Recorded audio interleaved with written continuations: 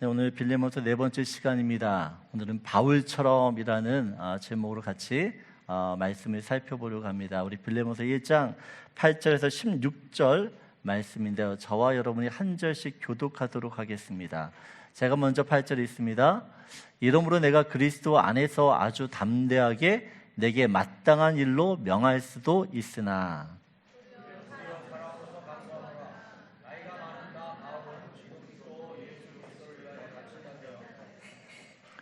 갇힌 중에서 낳은 아들 오네시모를 위하여 내게 간구하노라.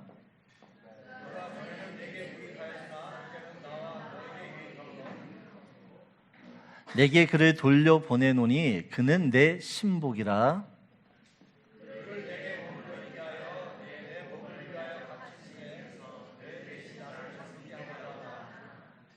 다만 내 승낙이 없이는 내가 아무것도 하기를 원하지 아니하노니 이는 너의 선한 일이 억지같이 되지 아니하고 자의로 되게 하려 함이라.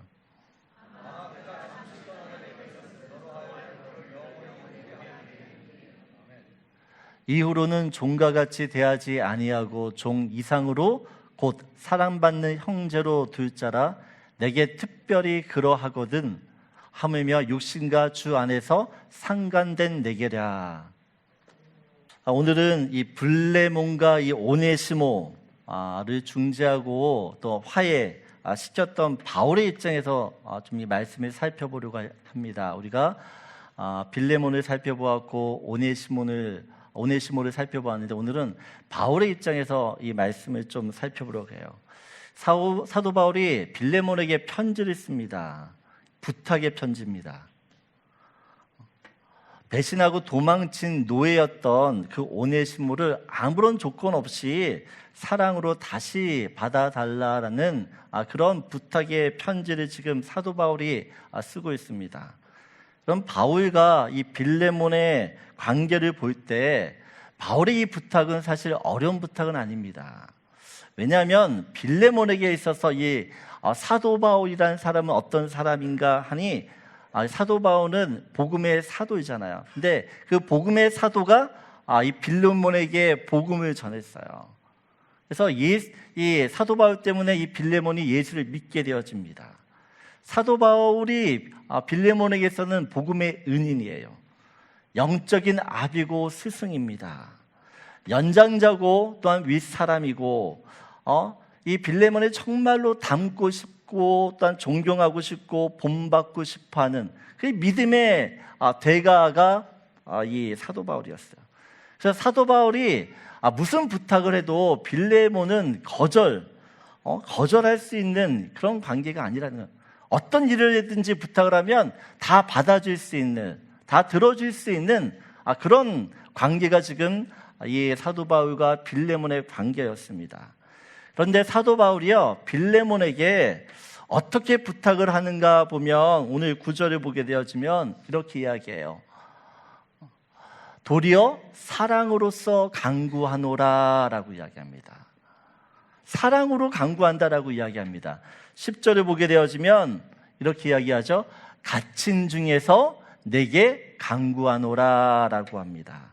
여러분, 지금 나이 많은 노 사도가 아주 정중하게 자신이 할 수 있는 그 최대한의 모든 예의를 갖춰가면서 겸손하게 지금 빌레몬에게 부탁을 하고 있습니다. 한 번도 아니고 두 번씩이나 간구한다라고 이야기를 하고 있어요. 8절을 보면 사도 바울이 이렇게 이야기를 해요. 8절을 같이 읽겠습니다. 이러므로 내가 그리스도 안에서 아주 담대하게 내게 마땅한 일로 명할 수도 있으나 라고 이야기해요. 무슨 말인가? 내가 너한테 하는 이 부탁은 마땅히 네가 해야 될 일이라는 것이에요. 내가 부탁하지만 사실 이 부탁은 네가 마땅히 해야 되는 그런 일일 수 있다라는 이야기를 해요. 그리고 오늘 보게 되어지면 나는 이것을 너에게 명령할 수도 있대요. 명령할 수도 있다라는 것입니다. 근데 사도 바울이 어떻게 해요? 그렇게 하지 않습니다. 사도 바울이 가지고 있는 자신의 어떤 지위, 위치, 신분, 권한, 권위, 권리가 있었지만 그것을 어떻게 해요? 사용하지 않습니다. 오히려 모든 계급장을 띄었어요. 계급장을 떼고 어떻게 해요? 아랫사람이 되어서 윗사람에게 부탁하듯이 지금 사도 바울이 빌레몬에게 부탁하고 있다라는 사실입니다. 여러분, 사도 바울이 왜 이렇게까지 해야 되는 것이에요? 왜 이렇게까지 자신을 그렇게 낮추면서 사도라고 하는 그 위대한 사도라는 그 모든 것들을 다 내려놓으면서 어떻게 해요? 빌레몬에게 부탁하는 이유가 무엇이냐는 것입니다. 여러분, 사도 바울이 이렇게 하는 이유는 한 가지입니다. 진정한 화해를 위해서요. 진정한 화해. 예수 안에서 남을 용서한다는 것이 무엇인지, 남에게 용서를 구하고 받는다는 것이 어떤 의미인지를 보여주기 위해서 지금 이러고 있다는 것입니다. 여러분, 저희 집에 아이가 4명이잖아요. 아이들이 싸울 때가 있습니다. 다툴 때가 있습니다. 그러면 제가 아이들을 불러 모아요. 중재를 합니다. 말은 중재지만 거의 잘잘못을 서로 어떻게 해요? 따지는 거죠. 누가 그랬어? 누구 잘못이야? 그래, 다 듣고, 그래? 그럼 네가 잘못했네. 미안하다 그래. 너도 미안하다 그래. 그럼 애들이 제 앞에서는 서로 쏘리 해요. 근데 아이들이 내키지 않아요. 그냥 제가 이야기하기 때문에 어쩔 수 없이 울며 겨자 먹기 식으로 어떻게 해요? 서로 화해하는 것입니다. 겉으로는 다 문제가 해결될 것처럼 보여요. 근데 속으로는 여전히 화가 나 있어요. 여전히 화가 나 있어요. 서로 쏘리하고 각자 자기 방으로 들어가요. 말도 안 해요. 자신들이 원해서 화해한 것이 아니기 때문에 감정의 앙금이 남아있어요.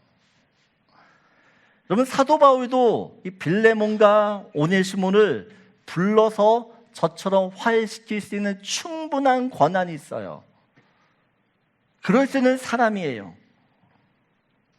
불러놓고, 야, 내가 사도로서 너희들한테 말하는데, 야, 내가 너에게 복음을 전한 은인으로서 스승으로 말하는데, 야, 내가 너희를 정말 오래전부터 알았는데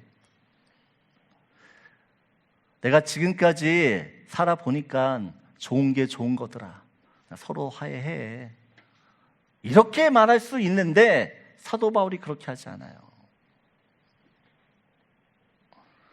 서로가 자원하는 마음을 가지고 기꺼이 할 수 있도록 중재를 합니다. 그래서 사도 바울은 절대로 자신의 존재를 내세우지 않아요. 내가 사도라는 것을 이야기하지 않습니다. 내가 너희의 스승이라는 것을 내세우지 않아요. 바울이라는 그 사람 그 자체를 부각시키지 않아요. 자기가 가지고 있는 조건들, 사도 바울이 가지고 있는 조건들이 얼마나 많은지 몰라요. 근데 이것을 들이내밀면서 야, 화해해. 오히려 철저히 자기는 없어요. 사도 바울이라는 사람이 없는 것이에요. 그럼 빌레몬이 정말 오네시모를 용서하려고 할 때 부당하게 느껴져서는 안 됩니다. 불의하게 느껴져서는 안 돼요. 외압에 의해서 강압적으로 억지로 하는 용서, 그런 용서를 지금 사도 바울이 원하지 않아요. 오네시모도 마찬가지입니다. 지금 오네시모가 용서를 지금 구할 때 값없이 용서를 받는다거나 이 일이 지금 편법으로 해결되는 것처럼 느껴져서는 안 된다는 것이에요. 빌레몬의 입장에서도 오네시모의 입장에서 어떻게 해요? 두 사람 모두에게 진짜 용서할 수 있는 그런 마음들을 가지고 해야 된다라는 것이에요. 그럼 만약 사도 바울이 자기가 가지고 있던 이런 위치와 권한을 가지고 빌레몬에게 밀어붙이듯이 부탁했다고 칩시다.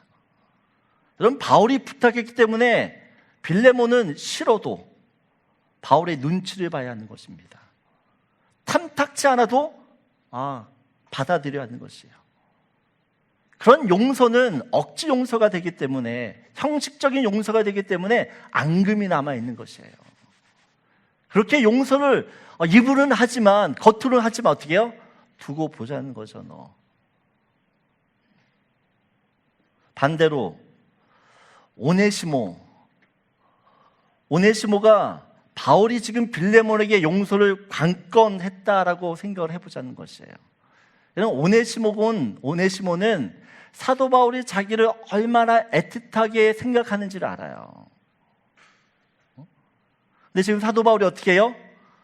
빌레몬에게 자기의 권한을 가지고 야, 용서해. 이 바울의 백을 믿고, 그냥 바울의 그런 이런 백을 믿고 어떻게 해요? 형식적으로 용서를 구하게 되어지면 진정성이 결여된다라는 것이야. 야, 바울이 저렇게 이야기했는데 설마 빌레몬이 나를 어떻게 하겠어? 그냥 가서 그냥 얼굴 비추고 미안하다 그러고 오면 되지. 그게 진짜 용서를 받는 사람의 태도인가라는 것이에요. 바울을 통해서 두 사람이 이렇게 화해를 한다고 생각을 해보세요. 겉으로는 다 좋아 보입니다. 해결되는 것처럼 보여요. 하지만 어떻게 해요? 잠재적인 문제가 남아있는 것이에요. 여전히 서로에 대한 용서하지 못한 마음이 있기 때문에 언젠가 문제가 터지게 되어 있어요. 사도 바울이 이것을 알기 때문에 이 두 사람을 중재할 때 철저하게 자기는 없는 것이에요. 나를 내세우지 않아요. 명령할 수 있지만 명령하지 않아요. 오히려 사랑으로 강구해요. 여러분, 하나님은 인간인 저와 여러분을 너무 사랑하십니다. 아멘이세요? 하나님은 우리를 사랑하세요. 근데 인간은 하나님이 너무 싫어하는, 가증하게 여기는 그 죄를 가지고 있어요. 그 죄 때문에 하나님은 우리를 심판하셔야 됩니다. 하지만 하나님은 어떻게 해요? 인간을 사랑하시기 때문에 심판받은 인간을 어떻게 해서든지 구원하기를 원하세요. 이것이 하나님의 딜레마입니다. 하나님의 속성상 하나님은 사랑의 하나님이시라고 이야기해요. 사랑의 하나님이시기 때문에 그 하나님의 사랑은 인간을 어떻게 해요? 구원해야 돼요. 반면에 하나님은 공의의 하나님이세요. 공의의 하나님이시기 때문에 인간의 죄를 반드시 하나님을 심판하셔야 된다는 것이에요. 이 딜레마, 하나님의 사랑과 하나님의 공의를 어떻게 충족시키냐는 것입니다. 그게 바로 십자가예요. 십자가. 하나님의 사랑과 하나님의 공의를 모두 충족시킬 수 있는 방법, 그것은 인간을 구원하기 위해서 하나님이신 그 예수님이 인간의 죄를 모두 지고 어떻게 해요?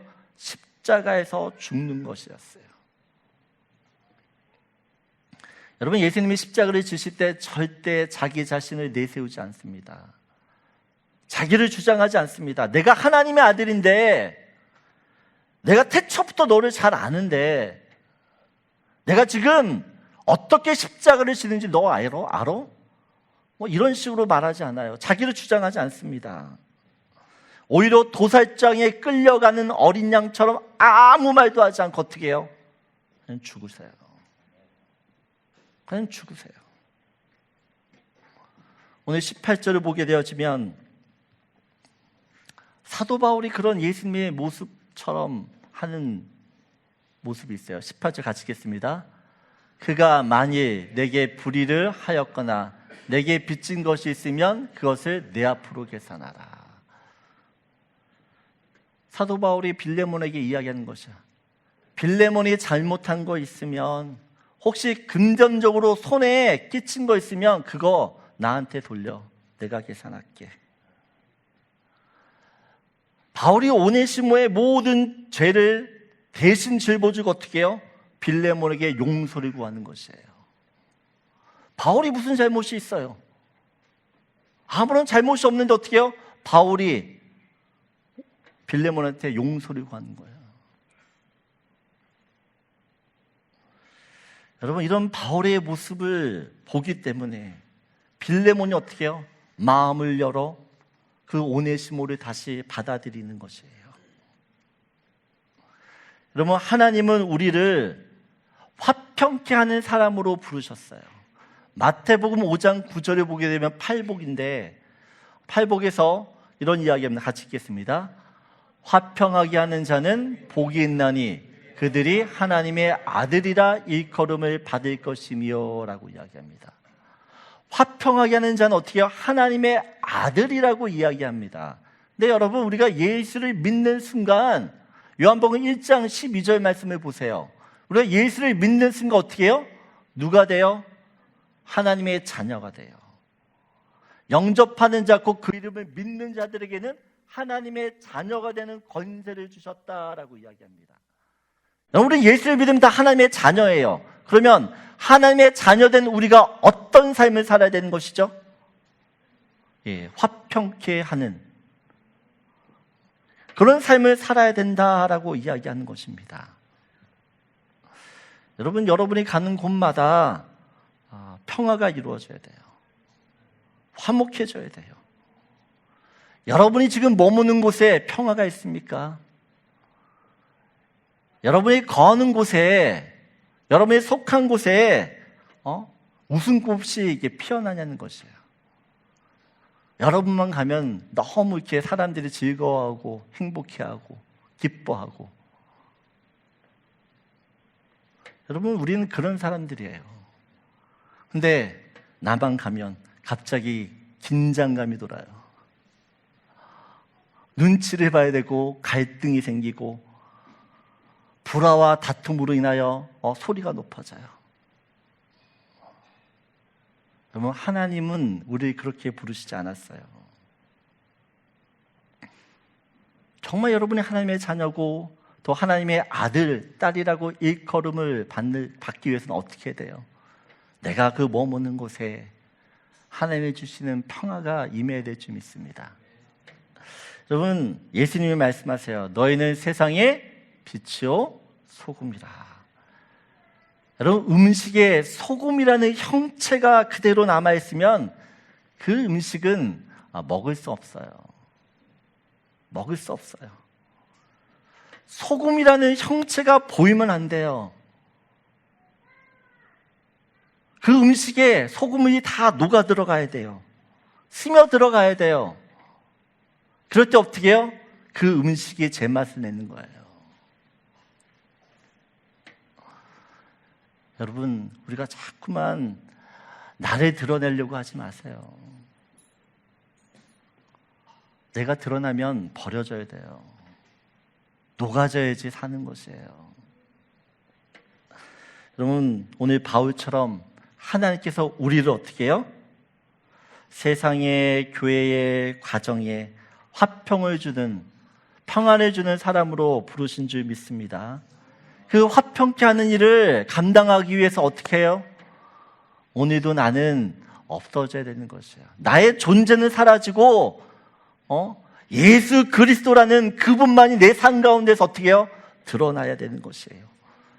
나를 주장해서는 안 되는 것이고 또한 내가 나타나서는 안 되는 것이에요.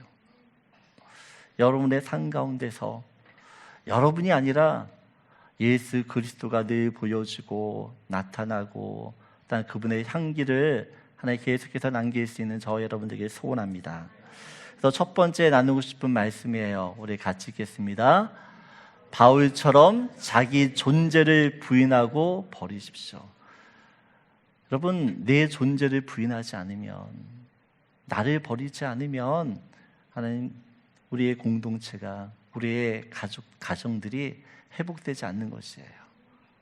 부인할 때, 서로를 부인할 때 그 안에 예수의 은혜들이 넘치게 될 줄 믿습니다.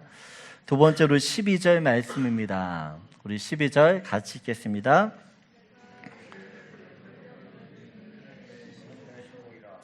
사도 바울이 이 빌레몬과 오네시모를 지금 화해시키기 위해서 지금 무엇을 합니까? 빌레몬에게 이 오네시모를 보냅니다. 여러분, 지금 바울이 오네시모를 빌레몬에게 보낸다라는 이것은 엄청난 희생이에요. 엄청난 희생. 큰 결단이 있어야 되는 일이고 큰 결심이 아니면 절대로 할 수 없는 일입니다. 왜 그러냐? 지금 바울에게 있어서 이 오네시모는요, 절대로 없어서는 안 될 만큼 귀중한 소중한 사람이 되어 있어요. 오늘 10절을 보게 되어지면 사도 바울이 이 오네시모를 소개할 때 이렇게 해요. 갇힌 중에서 낳은 아들이라고 이야기해요. 아들이라고 이야기합니다. 지난주에도 말씀드렸지만 아들이라는 것은 이미지예요. 이미지. 오네시모를 보면서 사도 바울의 모습이 보이는 것이에요. 그리고 11절을 보게 되면 어때요? 예전에는 무익한 자였으나 이제는 유익하다라고 이야기합니다. 유익한 자가 되었어요. 그리고 12절을 보게 되면 어떻게 해요? 내 신복이라고 그래요. 내 신복. 신복이라는 뜻이 무엇이라고요? 심장. 내 심장을 띄워주는 게 쉬운 일이에요. 쉽지 않아요. 근데 지금 어떻게 해요? 사도 바울이 자기의 심장 같은 사람을 그 오네시모를 지금 보내고 있다라는 사실입니다. 그리고 16절을 보게 되어지면 이렇게 해요. 이후로는 종과 같이 대하지 아니하고 종 이상으로 곧 사랑하는 형제로 둘 자라 내게 특별히 그러하거든. 내게 특별한 사람이에요. 오네시모는 사도 바울에게 있어서는 특별한 사람이라는 것입니다.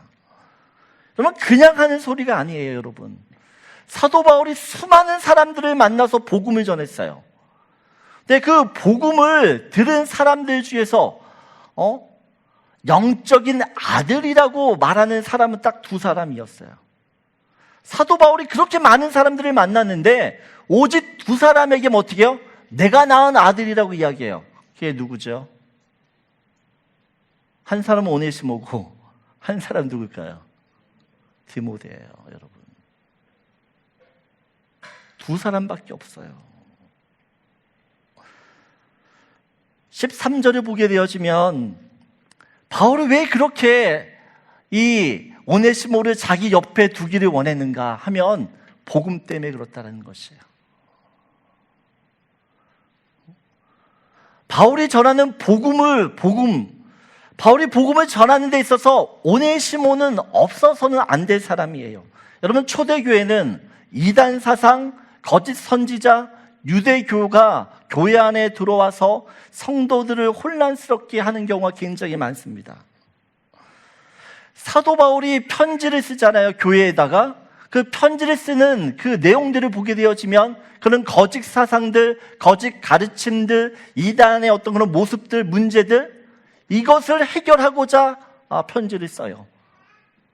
그 편지로도 해결이 안 되면 어떻게 해? 사도 바울이 직접 교회를 방문해요. 교회를 방문해서 어떻게 해요? 이거 잘못된 거야, 이거 아니야 라고 이야기를 해줘요. 근데 지금 사도 바울이 어디에 있어요? 감옥에 갇혀 있어요. 가고 싶어도 갈 수가 없고, 복음을 전하고 싶어도, 복음을 전하고 싶은 사람이 있어도 만날 수가 없어요. 그때 누구를 보내요? 오네시모를 보내요. 오네시모를 보내면 사도 바울과 같은 역할을 하는 것이에요. 사도 바울처럼 어떻게 해요? 복음에 사도 바울이 가지고 있던 모든 이론적인 체계들, 이단 사상이랑 논쟁을 할 때 어떻게 해요? 그 논쟁하면서 복음을 설명할 수 있는 사람이 오네시모예요. 그만큼 사도 바울에게 있어서 오네시모는 없어서는 안 될 사람이에요. 근데 지금 오네시모를 어떻게 한다고요? 보내는 거예요. 여러분, 하나님의 나라의 입장에서 보면 오네시모가 빌레몬에게 가는 것보다는 사도 바울 옆에 있는 게 더 나아요. 그런 희생을 감수하고 어떻게 지금 사도 바울이 보내는 것이에요. 여러분, 희생이라고 이야기할 때 이 희생은 재물입니다. 재물. 도살된 재물, 제사를 드리기 위해서 드려지는 제물이에요. 근데 이스라엘 백성이 하나님께 예배를 드리러 나올 때, 제사를 드릴 때 항상 짐승을 잡아 제물을 드렸습니다. 하나님께 나올 때 빈손으로 나오는 법이 없어요. 짐승이 없으면 곡식이라도 가지고 나왔습니다. 곡식이라도.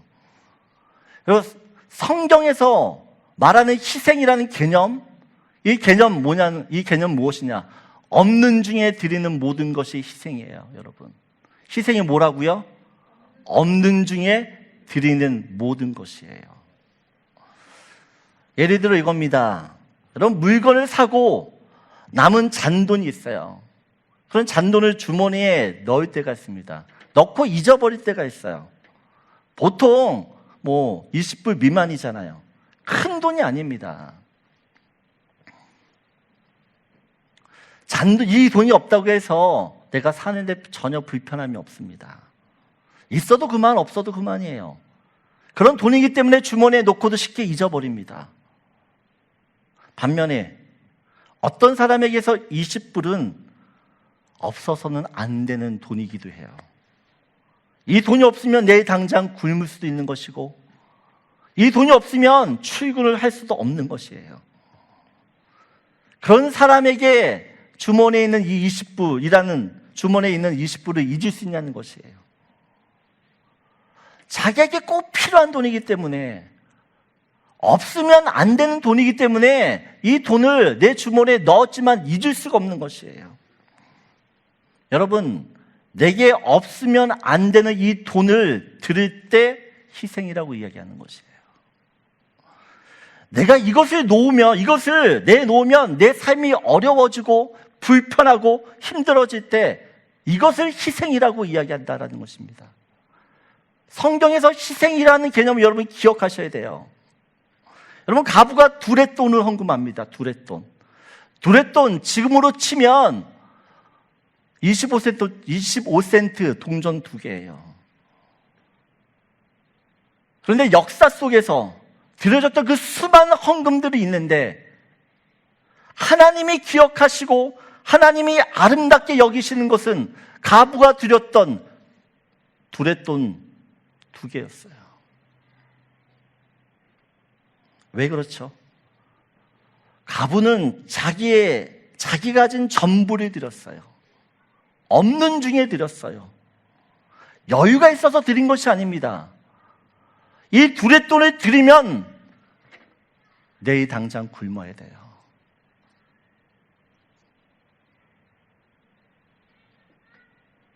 어려움을 겪어요. 그래서 가부의 헌금은 희생인 것이에요. 그 희생을 어떻게 해요? 주님이 기억하시는 거예요. 반면에 돈 많은 부자가 10,000불을 헌금을 했습니다.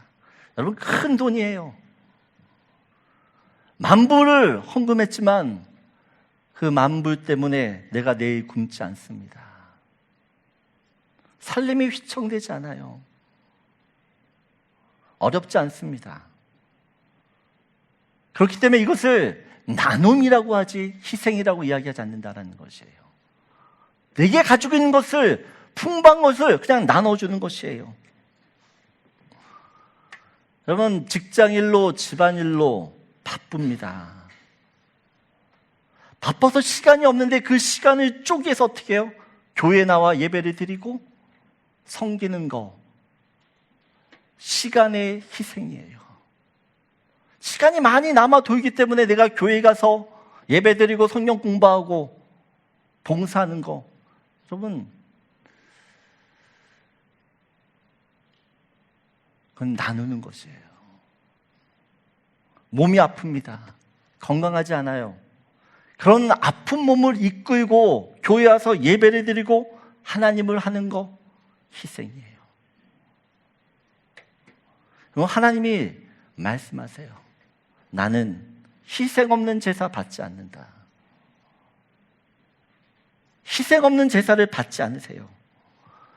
우리가 하나님께 드리는 그 모든 것이 하나님이 받으시는 희생 제물이 되려면 그것이 내게서 먼저 희생이 되어야 돼요.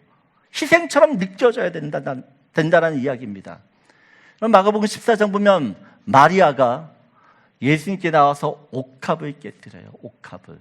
우리 12장 3절 같이 읽겠습니다. 예수께서 배단이 한 여자가 매우 값진 향유 곧 순전한 나두 한 옥합을 가지고 와서 그 옥합을 깨뜨려 예수의 머리에 부으니라고 합니다. 여러분, 이 베단이라고 하는 곳은 못 사는 동네예요. 정말 못 사는 사람들이 모여있는 그런 곳이에요. 그게 베단이에요. 가난한 사람들이 모여있는. 네, 그 베단이에 사는 이 마리아가 어떻게 합니까? 자기에게 값진 가장 소중한 것을 어떻게 해요? 예수님께 드립니다. 많이 있어서 드리는 것이 아니에요, 여러분. 하나밖에 없는 옥합이에요. 하나밖에 없어요. 그 옥합을 깨트려 예수님께 머리에 부었어요. 8절을 보게 되어지면 예수님이 이렇게 이야기해요. 같이 읽겠습니다. 그는 힘을 다하여 내 몸에 향유를 부어 내 장례를 미리 준비하였느니라. 여러분, 힘을 다했대요. 힘을 다했대요. 여러분, 내가 힘을 다하지 않는 것들, 그것이 진짜 희생인가 우리가 돌아봐야 된다는 것이에요. 여러분, 이렇게 힘을 다하여서 옥합을 깨뜨렸는데요, 4절 보게 되어지면 같이 읽겠습니다. 어떤 사람들이 화를 내어 서로 말하되 어찌하여 이 향유를 허비하는가. 여러분, 하나님의 입장에서 보면 너무 귀한 일이에요. 진짜 희생이에요. 근데 사람들이 뭐라고 이야기해요? 그 희생을 허비라고 이야기해요. 여러분, 사람들이 볼 때 허비되는 그 일들, 근데 정말 하나님의 입장에서 보면 그게 허비냐는 것이에요. 희생이라는 것입니다. 여러분, 왜 이렇게 화를 내죠? 이 사람들은 다른 사람이 아니라 예수의 제자들이에요. 예수의 제자들. 예수의 제자들도 보기에 어떻게 해요? 이 향유가 깨져서 부어지는 것이 너무 아까운 거예요. 여러분, 내게 아까운 거, 내게 소중한 거, 내가 정말 주기 싫어하는 이거, 그걸 드릴 때 희생이에요. 그걸 드릴 때 희생이라는 것이에요. 여러분, 사도 바울 옆에는 수많은 사람들이 있었어요. 수많은 사람들. 오네시모는 그 수많은 사람들 중에 한 명이 아니었어요. 있어도 되고 없어도 되는 그런 사람이 아니라는 것이에요. 내 심장과 같은 사람이고 내 옆에 꼭 붙들어 두고 싶은 사람인데 그 사람을 보내는 것이에요. 희생하는 것이에요. 여러분, 바울의 이런 희생 때문에 어떻게 빌레몬이 받아들이는 것이에요. 오네시모를. 여러분, 우리가 왜 구원을 받았습니까? 예수님이 희생하셨기 때문에 그래요. 나의 구원은 그냥 이루어지는 게 아니에요. 예수님이 처절하게 자기 몸을 찢으셨고 피를 흘리셨기 때문에 구원받은 인생이 우리예요.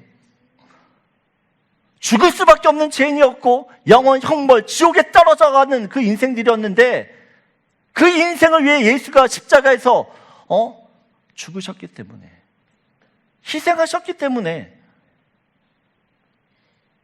우리가 지금 이 자리에 있는다라는 것이에요. 그럼 피 흘림이 없으면 제삼이 없다라고 이야기합니다. 희생이 없는 용서, 여러분, 희생 없는 용서는 없어요. 내가 용서하려고 그러면 희생은 반드시 따르는 법이에요. 여러분이 누군가를 용서할 때 그냥 용서하는 게 아니잖아요. 뼈를 깎는 아픔을 참아내면서 용서하는 것이에요. 근데 그렇게 용서하더라도 티내지 말라는 것이에요.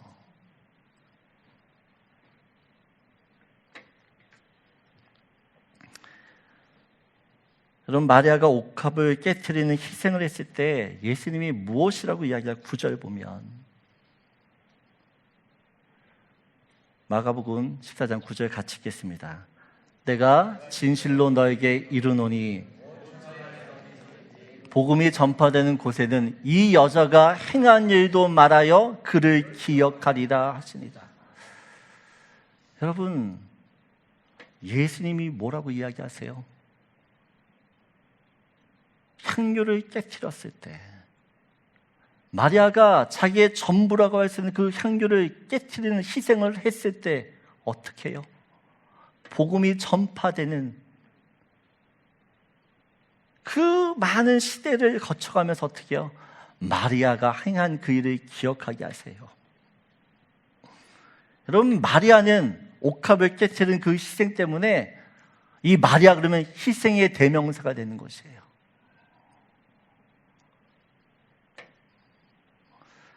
여러분, 저는 우리 교회가 그리고 우리 성도들이 하나님이 기억하시는 희생을 드리기를 원해요. 왜 아멘 안 하세요? 네? 하나님이 기억하시는 희생을 하며 살자고요. 하나님이 기억하시는 희생. 여러분, 하나님도 다 아세요. 내가 지금 드리는 이것이 희생인지 아닌지를. 없는 중에, 부족한 중에, 아픈 중에, 바쁜 중에 주님께 드리는 그것을 주님이 어떻게 해요? 기억하신다고요. 기억하실 뿐만 아니라 어떻게 해요? 사람들에게 너도 이렇게 살으라고 본이 되어지게 하신다라고 이야기하세요. 여러분, 사루바 가부가 마지막으로 남아있는 이 음식을 먹고 죽으려고 그랬어요. 근데 하나님이 사루바 가부에게 말씀했어요. 그 마지막 음식 엘리야를 섬기라고. 먹고 죽으려고 했던 양식이에요. 마지막 양식입니다. 근데 그것으로 하나님의 선지자를 섬기고 하나님의 말씀에 순종했을 때 그 집에 어떤 일이 벌어져요? 통의 가루와 병의 기름이 그치질 않는 것이에요. 여러분, 하나님을 위해서 희생하는 그 사람, 하나님이 기억하세요. 그냥 내버려 두시지 않으세요. 그 인생 하나님이 책임지신다라는 것입니다. 여러분, 저는 우리의 희생을 통해서 하나님이 그 희생을 기억할 뿐만 아니라 우리의 인생을 책임지시는 그 하나님을 경험하기 원해요. 여러분, 이 바울의 희생을 통해서 빌레몬과 오네시모가 화해를 합니다. 그런데 두 사람만 화해가 되는 것이 아니에요. 골로새 이 교회가 하나님의 은혜를 통해서 화목하게 되어져요. 여러분, 빌레몬이 오네시모, 종이었던 이 오네시모를 하나님의 사랑으로 대우하고 인정했을 때 주변에서 어떻게 말렸어요. 야, 노예는 노예답게 다루어야지. 노예는 짐승처럼 다루는 거야. 그렇게 인격적으로 대한다고 그 노예가 변하는지 알아? 안 변해. 그런 소리를 들으면서 어떻게 해요? 사랑으로 대했어요. 그런데 사람들의 말 따라, 사람들이 말하는 그 이야기처럼 정말 오네시모가 사랑을 배신하고 도망쳤어요. 사람들이 이야기하는 것이에요. 내가 뭐라 그랬냐. 여러분, 빌레몬에게 이야기를 하는 것 같지만 골로새 있는 교회를 향해 사람들이 비난하기 시작한 것이에요. 오네시모 한 사람 때문에 어떻게 해요? 빌레몬과 이 교회가 욕을 얻어먹는 것이에요. 그런데 도망친 오네시모가 다시 돌아옵니다. 아무런 쓸모가 없었던 그 오네시모가 골로새 교회의 본이 되고 덕이 되는 사람으로 되어서 돌아와요. 빌레몬을 욕했던, 또한 골로새 교회를 욕했던 사람들이 오네시모가 돌아오는 것을 보고 어떻게 해요? 아무 말도 못하는 것이에요. 아무 말도.